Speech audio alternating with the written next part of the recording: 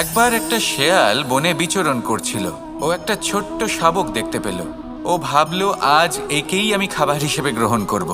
আশেপাশে দেখলো কেউ দেখছে না, তো কেউ ছিল না। আর সেই শাবকের ওপর আক্রমণ করলো, যা হলো একটা ঘোর অপরাধ। বনের নিয়ম অনুসারে আপনি কখনোই শাবকের ওপর আক্রমণ করতে পারেন না।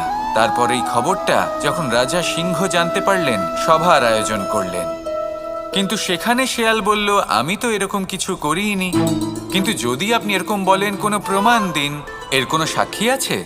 তখন রাজা সিংহ পেঁচাকে ডেকে পাঠালেন, যে সেই মুহূর্তে বৃক্ষের শাখার ওপর বসেছিল। সে সব কিছু দেখেছিল।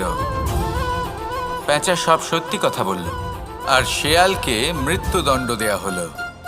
এবার এই কাহিনী আমি আপনাকে কেন শোনালাম? কারণ মানুষও কখনো কখনো এরকম কর্ম করেন যা শিয়াল করেছে। এটা ভাবেন কেউ দেখছে না, যখন আমি অনুচিত কর্ম করতেই পারি। কিন্তু না, আপনি যাই করুন না কেন, কেউ না কেউ অবশ্যই তা দেখছে। কোনো ব্যক্তি না হলেও কোনো প্রাণী, না হলে কোনো যক্ষ বা দেব বা প্রেত। যদি এনারা কেউ না দেখেন, তাহলে ধরিত্রী মাতা দেখেন, যেখানে দাঁড়িয়ে আপনি সেই কর্ম করছেন, তাই না? তাই একটা কথা সবসময় মনে রাখবেন, কে দেখছেন কে দেখছেন না সেই বিষয়ে ভাবা ছেড়ে দিন। এটা খুব সহজ কথা।